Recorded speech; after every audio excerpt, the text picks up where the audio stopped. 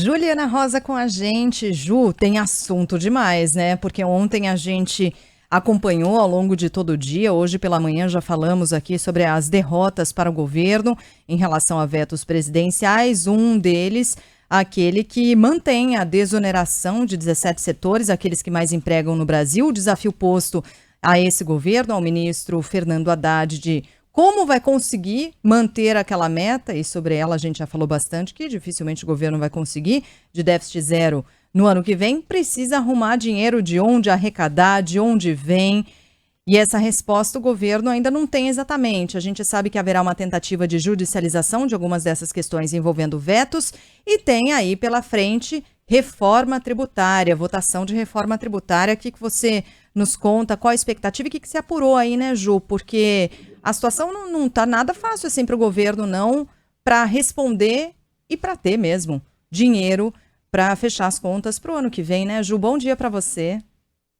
Pois é, tá difícil. No finalzinho do ano estão tentando tirar alguma coisa ainda para poder colocar dentro do cofre e ano que vem não entregar um resultado tão ruim ali de equilíbrio fiscal. Sheila, bom dia para você, bom dia para o nosso ouvinte. Hoje é um dia importante porque a gente vai acompanhar a previsão que é votação da reforma tributária finalmente na Câmara dos Deputados. Lembrando que ela foi aprovada na Câmara, depois foi para o Senado, depois tem que voltar para a Câmara, já que teve alteração, e ali você tem um debate até o final, até quase que os 45 ali do segundo tempo, para poder aprovar uma reforma tão importante que vai mexer completamente com a forma como o sistema tributário vai funcionar no país, como que as empresas vão pagar impostos.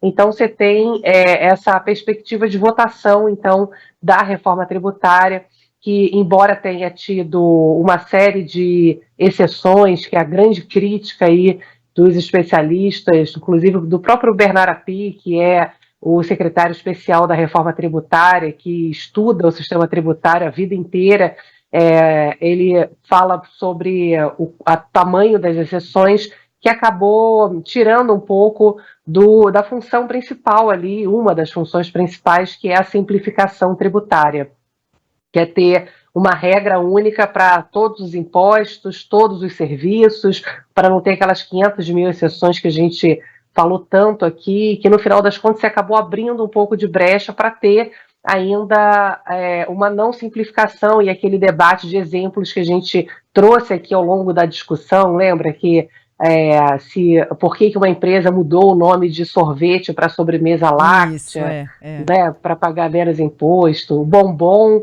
e o wafer, né, que o bombom paga imposto, o wafer não. Enfim, você tem ainda algumas exceções que ainda vão acabar gerando uma série de interpretações que podem atrapalhar, enfim, essa natureza simplificatória da reforma tributária. Mas no final, Sheila, isso vai ser importante, porque, como me disse outro dia até um ex-secretário do Tesouro, que entende muito aí de contas públicas, o Jefferson Bittencourt, ele me falou: olha, Juliana, a gente está comparando com um copo quebrado. Quando eu perguntei para ele, é o copo meio cheio ou meio vazio da reforma tributária? Ele falou: a gente estava com um copo quebrado, né? O Eita. sistema tributário é totalmente disfuncional, né, no Brasil. Então a gente, de fato, avança numa série de questões fundamentais que vão, sim, dar uma oportunidade do Brasil crescer com um sistema tributário bem menos complexo e que certamente vai ser fundamental para impulsionar o crescimento econômico, Sheila. E a outra pauta que a gente vai acompanhar hoje é a votação prevista da subvenção do ICMS, que o ministro da Fazenda, Fernando Haddad, disse que, apesar das desidratações, ainda conta com o potencial de 35 bilhões de reais de receitas para poder ajudar no equilíbrio fiscal do ano que vem. O que os especialistas estão me dizendo é que essa conta vai ser bem menor, vai ficar ali em torno dos 25 bi, mas, enfim, o que o governo conseguir arrecadar nessa reta final de medidas para poder aumentar a arrecadação de impostos vai ser importante, porque é o que você falou, Sheila, ninguém espera que vai entregar o equilíbrio no ano que vem entre gastos e receitas. o déficit zero não está na conta de ninguém. Todo mundo está achando que vai ter uma diferença entre receitas e despesas de pelo menos 50 bilhões de reais. O presidente Lula já avisou que não vai cortar em nada, em nenhum investimento. E a grande discussão dessa reta final era o governo tentar ali blindar o risco de ter que cortar, por exemplo, no PAC, em programas sociais. O governo falava, não, olha, isso aqui vocês dão um jeito de blindar, porque a gente não vai abrir mão de investimentos públicos no ano que vem. Então, aí os parlamentares, Sheila, falaram assim, se precisar cortar, não vai cortar nas minhas emendas, que é aquele dinheiro que eles estão contando para a campanha eleitoral do ano que vem, né? Então todo mundo começou a falar assim, tá bom, o equilíbrio fiscal é importante, mas aqui no meu não, né? E no outro, aqui no meu não. Bom, aí vai faltar dinheiro. E aí o Haddad, a equipe dele, está ali suando para tentar encontrar dinheiro para fazer o menor desequilíbrio fiscal esperado, Sheila, que é na casa aí dos 50 bi. Olha, pode não ser um grande problema, digamos assim, não é o melhor, óbvio, né, na situação fiscal, de novo tal do vale para a reforma tributária e vale para a situação fiscal, né? É o copo meio cheio, meio vazio. Podemos dizer que o copo meio cheio está mesmo não entregando o equilíbrio fiscal, porque o que se espera é que não chutem o pau da barraca, sabe, Sheila? Que tentem, pelo menos, mostrar que não vão desequilibrar tanto, e, ao mesmo tempo, não gastem demais em ano eleitoral, que esse é o risco, né?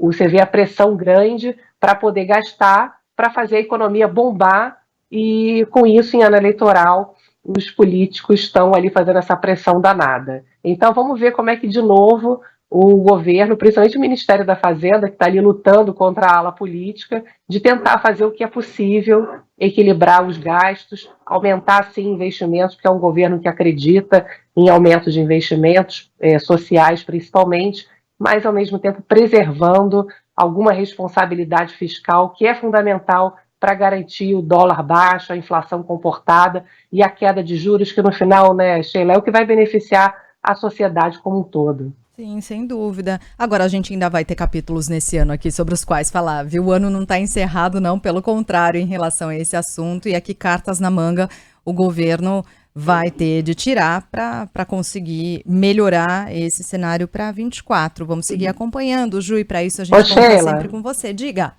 Deixa eu fazer uma propaganda. Amanhã tem o meu programa Economia para você, Sim. né? Aqui 10 horas da manhã, aqui na rádio.